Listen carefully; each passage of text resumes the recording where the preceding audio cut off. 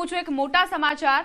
આ દ્રશ્ય આપ જોઈ રહ્યા છો જ્યાં ન્યૂઝ 18 નું ટેલી દર્શાવવામાં આવી રહ્યું છે, એ જ અમારી વિશ્વસનીયતા અહીં સ્થાપિત કરે છે।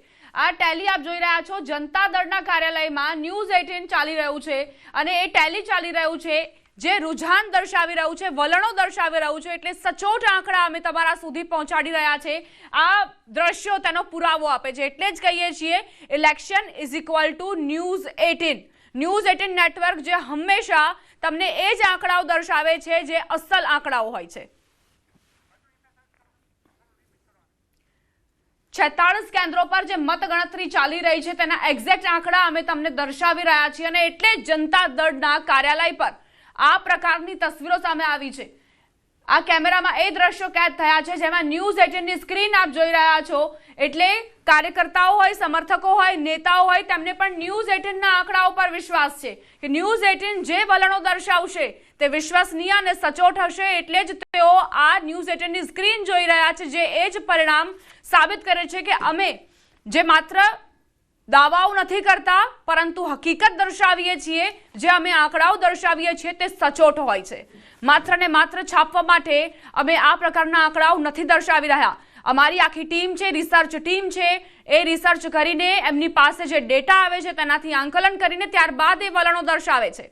શરૂઆતી જે વલણો છે તે તમને દર્શાવી રહ્યા છીએ અમે આ ટેલિવિઝન સ્ક્રીન પર, જે સાઈડમાં આપ ટેલી જોઈ રહ્યા છો ન્યૂઝ 18 ગુજરાતીની ટેલિવિઝન સ્ક્રીન પર, તે જ ટેલી ન્યૂઝ 18 ઇન્ડિયા પર ચાલી રહ્યું છે અને એ રિસર્ચ ટીમે આખું રિસર્ચ કર્યા બાદ પોતાના આંકડા દર્શાવે છે પોતાની ટેલિવિઝન સ્ક્રીન પર અને જનતા દળના કાર્યાલયમાં એ જ ટેલિવિઝન સ્ક્રીન જોવાઈ રહી છે। મહત્વપૂર્ણ સમાચાર, શરૂઆતી વલણમાં એનડીએ આગળ નજરે પડી રહ્યું છે। રૂઝાનોમાં એનડીએને લીડ મળતી જોવા મળી છે। 80 થી વધુ બેઠક પર એનડીએ આગળ, 88 બેઠક પર એનડીએ આગળ, તો આ તરફ આરજેડી 40 થી વધુ બેઠક પર આગળ, મહુવાથી તેજ પ્રતાપ યાદવ પાછળ ચાલી રહ્યા છે। મહુવા બેઠક જેમની ઉપર દાવ અજમાવ્યો છે તેજ પ્રતાપે, મૈથિલી ઠાકુરની વાત કરીએ તેમના પણ રૂઝાનો આવી ગયા છે। ખેસારીલાલ આગળ ચાલી રહ્યા છે, ભોજપુરી સ્ટાર છે તેઓ, ખેસારીલાલ યાદવ જે આગળ ચાલી રહ્યા છે। 80 થી વધુ બેઠકો પર એનડીએ આગળ, 3 ડિજિટની નજીક એનડીએ પહોંચવાની દિશામાં આગળ વધી રહ્યું છે।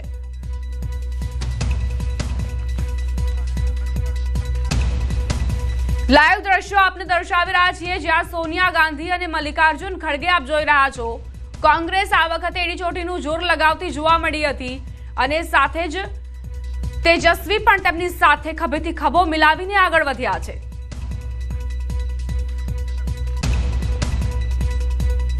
બેલેટ પેપર બાદ ઈવીએમ પણ ખુલી ચૂક્યા છે અને મતગણતરી હાથ ધરવામાં આવી છે। 46 મતગણતરી કેન્દ્રો પર આ મતગણતરી હાથ ધરાઈ છે।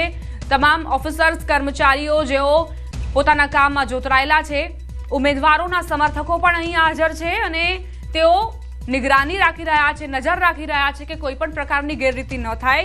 ચૂંટણી પક્ષે પણ બાંહેધરી આપી હતી, ખાતરી આપી હતી કે કોઈ પણ પ્રકારની ગેરરીતિ નહીં થાય, તેમ છતાં પણ વિપક્ષે આરોપો પર આરોપો મૂક્યા। જો કે ચૂંટણી પક્ષ જેનું કહેવું છે કે અમે જે કામગીરી કરી રહ્યા છીએ તેની એક એક માહિતી સીસીટીવીથી આપ જોઈ શકો છો, એટલે જ કંટ્રોલ રૂમ તૈયાર કરાયા છે જેમાં નજર રાખવામાં આવી છે સીસીટીવીથી મતગણતરી કેન્દ્ર પર।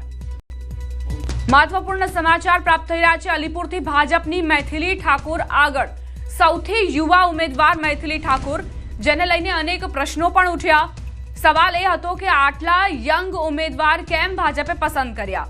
મૈથિલી ઠાકુરના કરિયરને લઈને પણ અનેક સવાલો વ્યક્તિઓએ કર્યા હતા, એક્સપર્ટ્સે કર્યા હતા।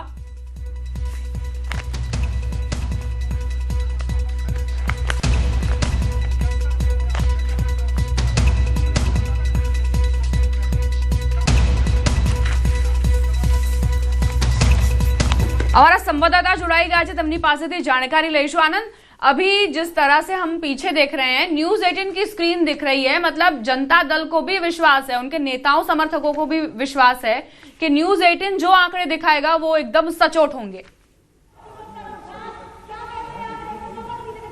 बिल्कुल बिल्कुल, सिर्फ जेडीयू दफ्तर की तस्वीर हम नहीं दिखा रहे दीपा, ये जेडीयू दफ्तर की तस्वीर तो आप देख ही रहे हैं। आप आरजेडी दफ्तर में जाएं या बीजेपी दफ्तर में जाएं, कांग्रेस दफ्तर में जाएं, आपको न्यूज़ 18 लगा दिखेगा। और जाहिर सी बात है, हम लोग का पुराना ट्रैक